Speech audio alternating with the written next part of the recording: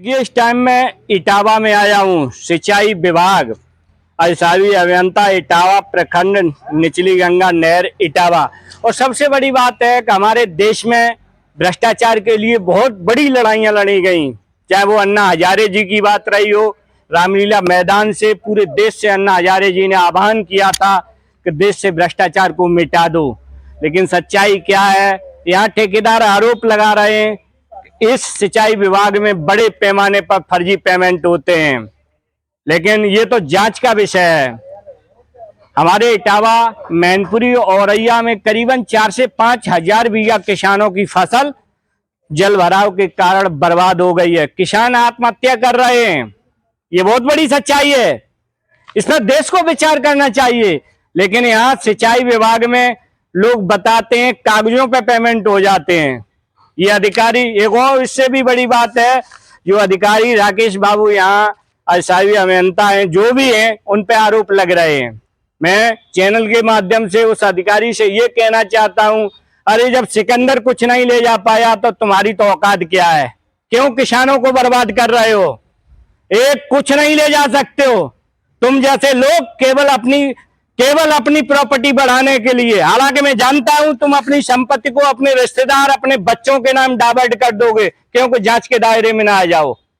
ये बहुत बड़ी सच्चाई है। मैं योगी आदित्यनाथ, माननीय मुख्यमंत्री उत्तर प्रदेश सरकार से कहूंगा कि जो अधिकारियों पर आरोप लग रहा है, ऐसे अधिकारियों की जांच होना बहुत जरूरी है। ये देश हित में है। अगर ऐसे अधिकारी कुर्सियों पर बैठे रहे तो एक दिन वो आ जाएगा कि हमारा देश बर्बाद हो जाएगा। ये मैं बहुत बड़ी सच्चाई बता रहा हूं। रायन के पास करीबन 5000 बीघा किसान आज ज्ञापन दे रहे थे जिलाधिकारी इटावा जी को, कह रहे थे 5000 बीघा जो धान की फसल थी जल भराव के कारण बर्बाद हो गई। लेकिन ये सिंचाई विभाग इटावा, यहाँ नहरों की सफाई के लिए पैसा आता है, नदियों की सफाई के लिए, नाला जो छोटे छोटे नाले उनकी सफाई के लिए पैसा आता है, लेकिन उस पैसा को ये फर्जी तरीके से पेमेंट निकाल लेते हैं। कैसे हमारा देश चलेगा? कौन जिम्मेदार है?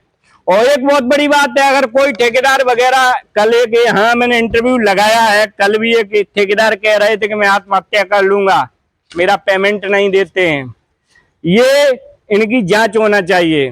बहुत बड़ी बात है कि आज मैं किसानों की फिर समस्या लेके आया हूं, और जब तक दुखी किसान रहेगा धरती पर तूफान रहेगा। बहुत बड़ी बात है, हमारे देश के 70% किसान है, लेकिन अगर सुसाइड के आंकड़े देखे जाएं तो करीबन 10,000 लोग पूरे देश में सुसाइड कर लेते हैं आर्थिक तंगी के चलते। उसमें कहीं ना कहीं ऐसे अधिकारियों का दोष है। जब नदी नाले साफ नहीं होंगे, फर्जी पेमेंट हो जाएंगे, तो कैसे काम चलेगा? धान की फसल है या गेहूं की फसल है, कोई भी फसल है, सड़ जाएगी जल भराव के कारण। वो ही हुआ, बड़े पैमाने पर किसानों की फसल को बर्बाद कर दिया ऐसे अधिकारियों ने फर्जी पेमेंट निकालने पर। ये ठेकेदार आरोप लगा रहा है, जांच का विषय है। मैं नहीं कह रहा हूं, ये जांच का विषय है।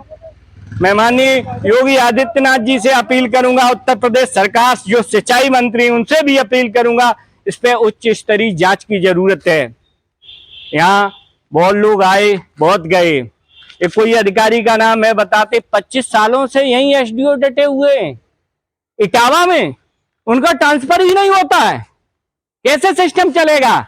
मैं तो राज्य सरकार से कहूंगा कि विधानसभा में आप ऑर्डिनेंस पास करें। आप ऑर्डिनेंस, जो भ्रष्ट अधिकारी कर्मचारी उन्हें निकाल के बाहर करें। हमारे किसानों के जो छात्र हैं, जो बेरोजगार हैं, पूरी व्यवस्था इनसे कम वेतन में संभाल देंगे और भ्रष्टाचार भी नहीं करेंगे। ये बहुत बड़ी सच्चाई है देश की। सरकार को ऐसा करना पड़ेगा। ये लोग जो छुट्टी के दिनों का वेतन लेते हैं, टीए लेते हैं, उसके बाद करप्शन करते हैं। हमारे देश में किसान और छात्र आत्महत्या करते हैं, कैसे काम चलेगा? ऐसे लोगों पर कार्रवाई करनी होगी। सरकारों को जागना होगा, देश के किसानों को जागना होगा। कहीं ना कहीं आने वाला समय बर्बाद कर देगा किसान भाइयों तुम्हें। एक बहुत बड़ी सच्चाई बताऊं, एक समय था